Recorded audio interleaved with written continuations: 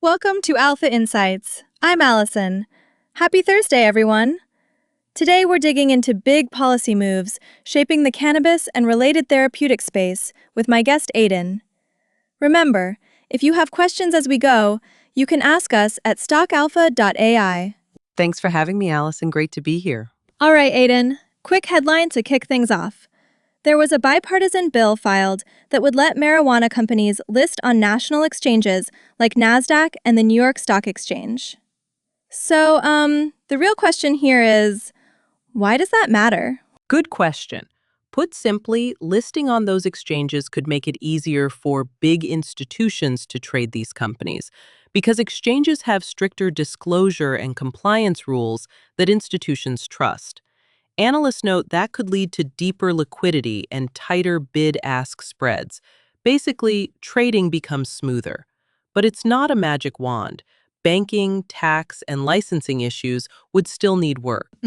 So this would reduce fragmentation in the US market, yes? Right, exactly. Right now, the patchwork between federal and state law keeps some firms off major exchanges and on over-the-counter markets.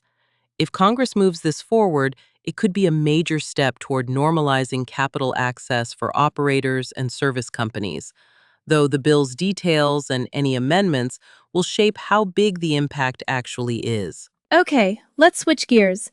The story also mentioned a CMS pilot for CBD coverage. Walk me through what that could mean for medical demand. The Centers for Medicare and Medicaid Services reportedly plans a pilot to cover certain CBD products for eligible patients under federal plans. If that becomes real, it could create insured demand for standardized CBD therapies. Think more predictable, perhaps higher volume purchases for producers that meet quality and clinical standards. When you look at the data, insurance coverage tends to expand access and use. But there was also a complication about THC levels, right? Yes, published details suggest the pilot might allow THC levels above the hemp threshold set by previous federal law, and that creates a legal mismatch. Regulators and courts may have to reconcile that, and companies will need to watch how permitted THC levels affect product design, labeling, and how they distribute goods. Interesting. And to add to that, the pilot is limited in scope. It's not blanket coverage. It targets eligible patients under certain federal plans, so broader coverage would depend on pilot outcomes and follow-up rulemaking. Got it.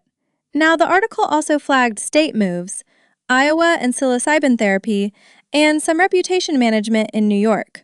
What's the takeaway there? State-level action is showing that alternative therapeutics are gaining bipartisan traction in some places. Iowa's committee approving a regulated psilocybin therapy program for PTSD is a good example. That broadens the conversation beyond cannabis into psychedelics and other therapeutics, which could open new markets for clinical therapies. At the same time, entities in the space are pushing back on anti-cannabis claims, like the data-driven rebuttal in New York, and that can shape how other states approach legalization. Yeah, that's a good point. Markets reacted quickly to these headlines. What should listeners be watching on the trading side? Look at flows into the major cannabis-focused ETFs, such as the Advisor Shares Pure U.S. Cannabis ETF, and activity in sector leaders like Curaleaf, Tilray, Green Thumb Industries, and TrueLeave. Those often reflect short-term sentiment.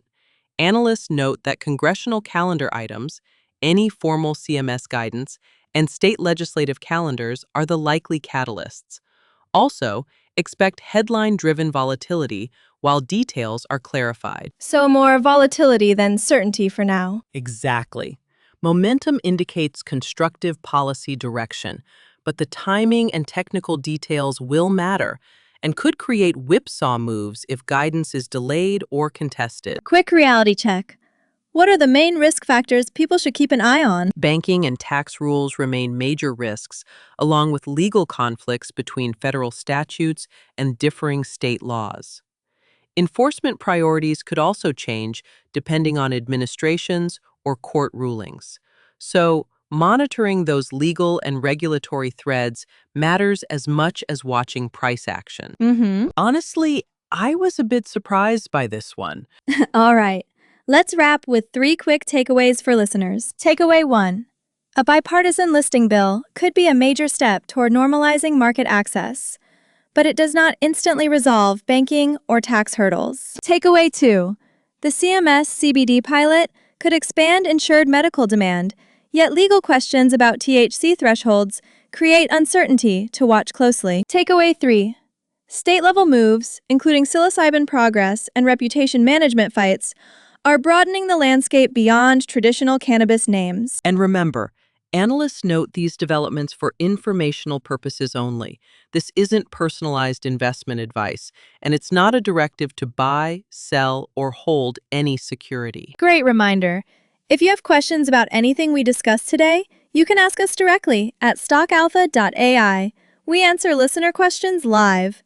And for more market insights, head over to stockalpha.ai. Thanks for listening. I'm Allison. And I'm Aiden. Thanks, everyone. See you next time.